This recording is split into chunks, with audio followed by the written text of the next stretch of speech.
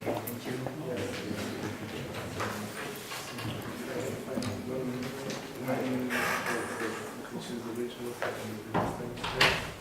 Yes, as it is an implementation session, it will be loosely connected to my actual work that is on implementing efficiently interval matrix multiplications.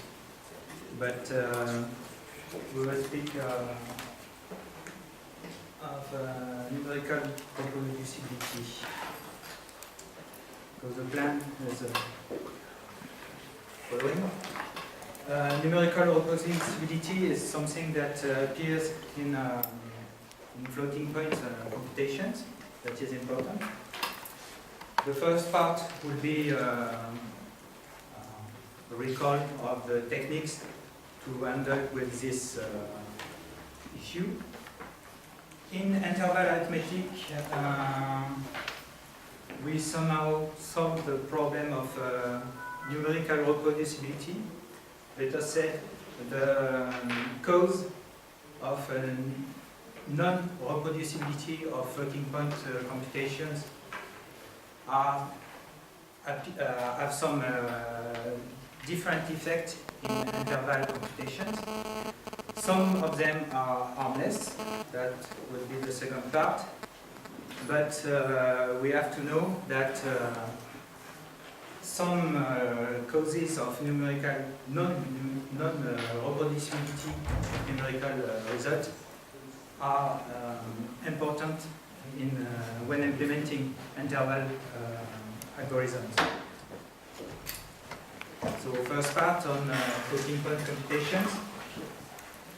If you run twice the same algorithm on the same data with floating point arithmetic, you may have different results, either on the same machine or on different machine. And this is a problem because you don't know if it is because of round of error that are different, or if it is because of a bug of your implementation. So in fact, this is a software engineering problem. The question is how do you verify your result? And the usual answer is to require the same bit-to-bit result for a different run. And that's the definition of reproducibility. We can distinguish between the reproducibility on the same machine, in the same conditions, or reproducibility of the same algorithm on different machines. But it's the key point is that we require bit-to-bit identity of result. And you don't have bit-to-bit identity between two runs because of several causes. One of them, the first one, is that there is some lack of specification in programming language. For instance, the simple sum here may produce different results on different machines because C, the language, does not specify the precision of intermediate calculation. So if you compute A plus B and in a temporary variable, then the result plus C and so on. C does not specify the precision for this intermediate result. So X and the data are simple precision, but in between, the compiler or the processor can do what they want. And this is a problem because floating point addition is not associative. For Fortran, the same code can produce different results, but not for the same reason. Fortran specifies the precision you have to use for intermediate computation. but it does not specify the order of the evaluation. So you can associate as you wish. And then get different results on different machines because the compiler chooses another two different way of associating sums, partial sums. When speaking of multi-threaded program, the fact that floating point addition or floating point multiplication are not associated, and the fact that the scheduling of your thread is not deterministic will lead to different results when you are doing reductions, that is adding a lot of data or multiplying them. So on the same machine and different thread, if you don't have the same schedule, you may have different results. So there are a lot of ways to solve this problem. One way is to require correct rounding. That is to ask for the closest floating point number to the exact result, giving direction of rounding. This is okay because it is specified in the IEEE standard, and the processor tend to respect this, and it is okay for arithmetic operation, even for elementary function, but it is hard to obtain for when you compound your expression, when you have several elementary functions to compute. Second solution is to use a specific algorithm, not for the sum. Here you have an example with a sum, as we explained. Instead of just doing the sum, you are doing something more complicated. For example, if you want to sum this data, so for simplification, just to use a 6-digit decimal digit for the floating point numbers. So you can split them in slices like this with just 4 digits and sum them. So with some shift to get correct. So here you have the decimal point. In fact, here it is 10 to the 4, I think, yes. And so translate this number into this fixed point number, and you just take into account the first 4 digits, and you add them. Doing this and leaving enough room for carry. So here you just need for 6 numbers, you just need to have 2 digits to be sure to not overflow. And you can add this slice exactly. So the result here is the exact result of these 6 numbers. And as it is exact, as the sum is exact, you can do it in any order. So this solves the problem of numerical reproducibility that is proposed by Lemel and Nguyen. Because beforehand you can choose to just add the first slice of your data and forget everything, and you have here some approximation of the exact sum. But in fact, this guarantee, and as it is not dependent on the order of addition, you will have reproducibility. but you don't have any guarantee about the accuracy because you can have a big cancellation here and get 0 while the exact sum is not 0 because of the other slide.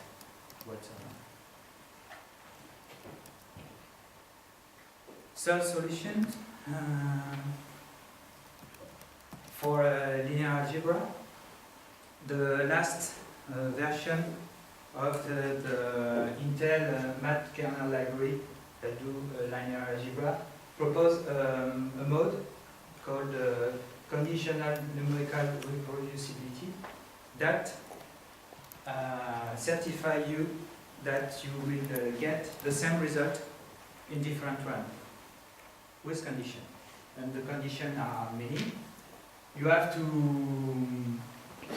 call all calls to the NKL functions. NKL functions are in this mode, are in a single executable. There are conditions about the element of data that has to be the same in different runs, and also the number of threads has to stay the same between different runs. These are the cost. And the cost is that you double your runtime. Mainly because if you want to reproduce the result on a different machine, you will have to use the compatible mode that default to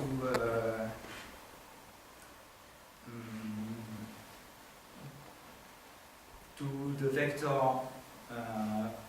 operation that is just 2 double large, while the full mode use the AVX mode where you have a 4 double in a vector.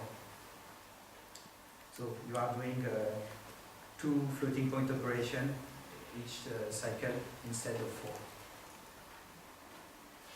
So now what means numerical reproducibility with interval? With interval we can do verified computing, and we take the root of error into account. So in a way we will solve the problem of numerical reproducibility. But the problem is that we are subject to overestimation. So in detail, if I want to verify an interval result, so I have a program, I have implemented it, how can I test that my result is correct, knowing an exact result, for instance? So I compute my interval result, and what I must obtain should intersect what I expected, just intersect, not I can live with an overestimation, but at least it should intersect the exact result. And also I need some constraint on the precision, on the width of my interval, because returning always minus infinity, plus infinity is not what I want. So here is a little example. I'm computing an interval. So here it is in midpoint radius representation. So here it is a computed midpoint, the computed radius of my result, and I know that my the exact result x is in the computed interval, or I know that the interval I want to, the exact interval is a subset of the computed interval. And the question is the exact result positive, or is the interval, the exact interval positive? So here is some figure. You have here the midpoint, here the radius, and I can answer to this question for this interval, the midpoint is less than the radius, so yes, this interval contains only a positive number. For this interval, this interval contains only negative numbers. And this is certain, that's why it is a certified result. We know that, we can assert that, even if this interval is an overestimation of something exact. But there is still a third case where, for example, for this interval, I have in the same time negative and positive number inside my interval. So in that case, in that zone, I don't know what to answer, to do some work to get a definitive answer. Sorry, the other way. So even with interval, we can have different results on different parameters. But there is two cases. First case, the results are different. One run says, I don't know if my exact solution is positive, and the other run said, yes, I can assert you this is only a positive number. So these results are different but are compatible because they do intersect, in fact. There are some numbers in the intersection of these two intervals. But why can I get different results with interval? First possible cause is because the runs are done in two different machines with different intermediate precision. So if the machine that gives the definite answer use more precision for intermediate calculation, maybe there is less room of error, and then I can get the answer that every number is positive. In that case, we know how to do. For instance, we can do some iterative refinement for the first answer, the answer where we don't know what happened. We can try to get outside of this zone into the zone of the positive certain answer. Okay. Another way of getting different results is because the order of operation differs. If my program use vector operations, SIMD operation, to get exactly the same answer, I need to have an identical element and the same vector length. So it was what I was showing before. I can have a different order of operation also because of multi-thread. So the reduction operation depends on the scheduling. With interval, you can have bisections and insertion in lists. If it is done in a multi-threaded way, you don't know which subinterval will be added first to the list. So the list insertion will depend on how exactly the threads are scheduled and are computed. So the solution for this is to have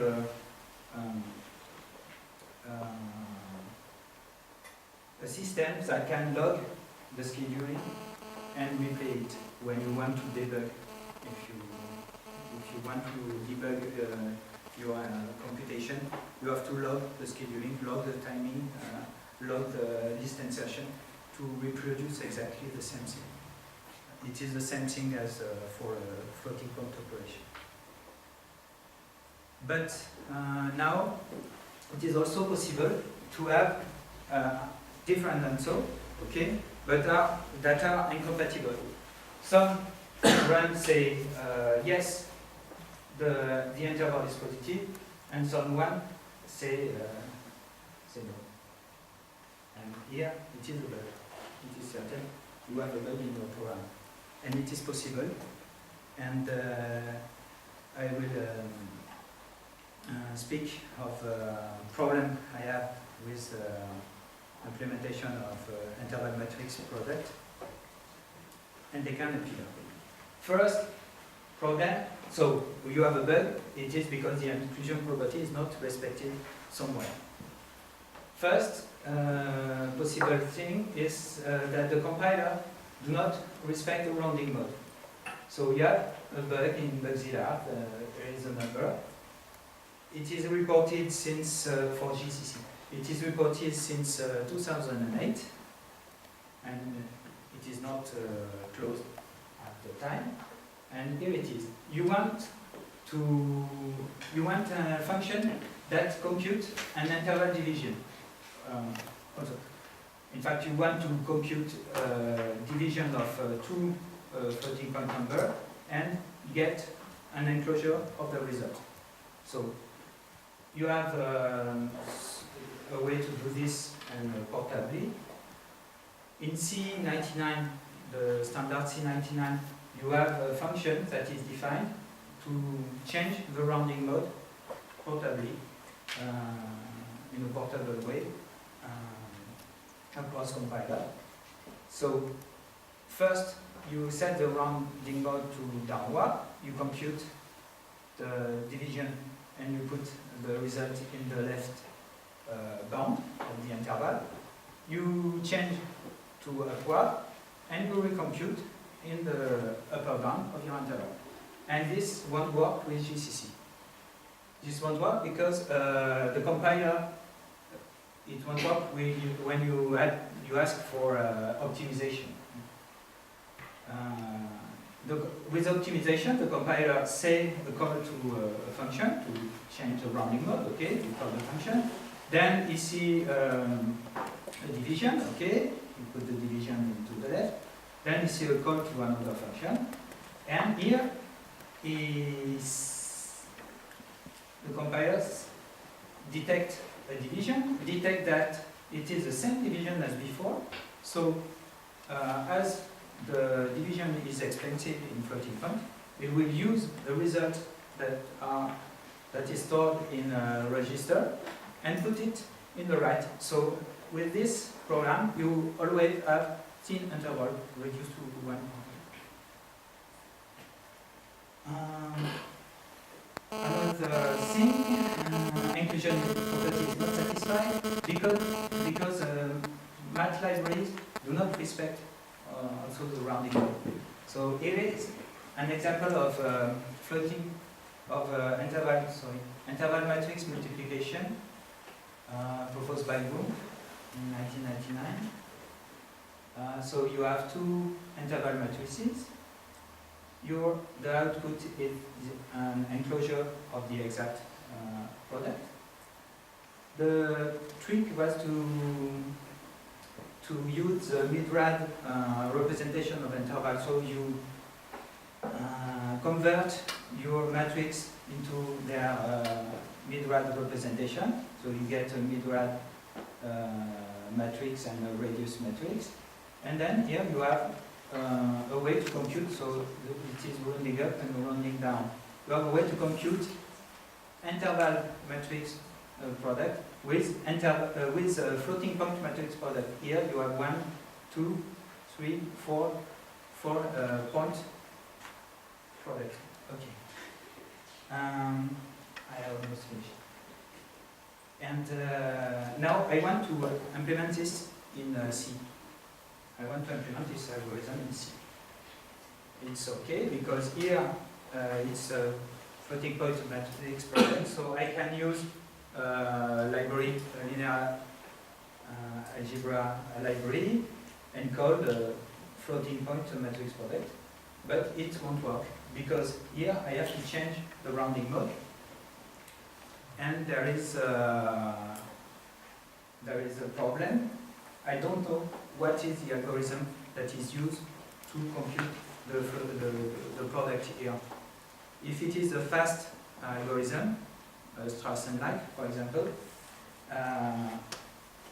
changing the rounding mode, even if it is taken into account, we just change the rounding mode for computation.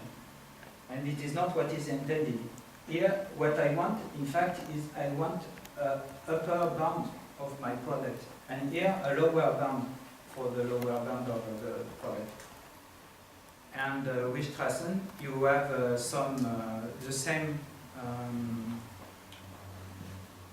same quantity that will be added at some point and subtracted at another point. And if I always compute with rounding up, I will always compute an overestimation. So when I add the overestimation, I get overestimation of the sum. But when I subtract an overestimation, I don't always get underestimation of the sum.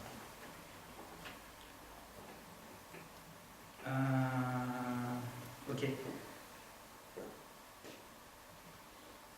If I want to implement the interval product in a multi-threaded way, I have another problem. That is the fact that the thread manager do not respect rounding mode. It is not. There is nothing in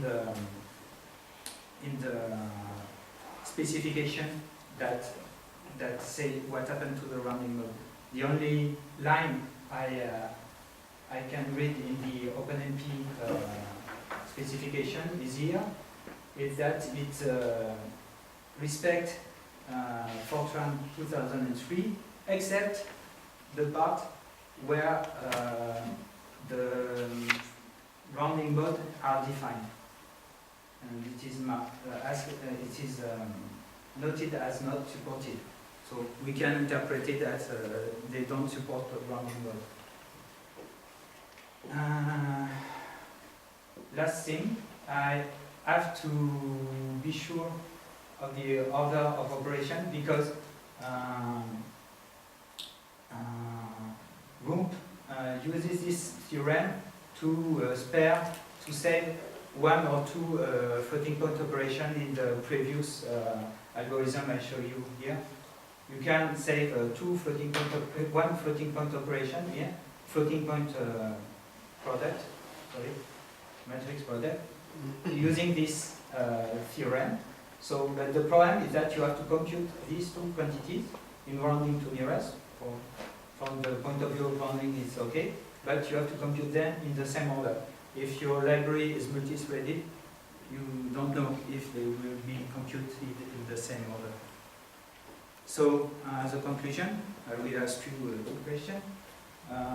Does anyone know if there is really any good reason to require bit-to-bit identity when we don't know the accuracy of the approximation that we compare to? And second question, I'm not an expert in compilation, but is there any difficulty, real difficulty, in implementing a compiler that will respect the rounding mode?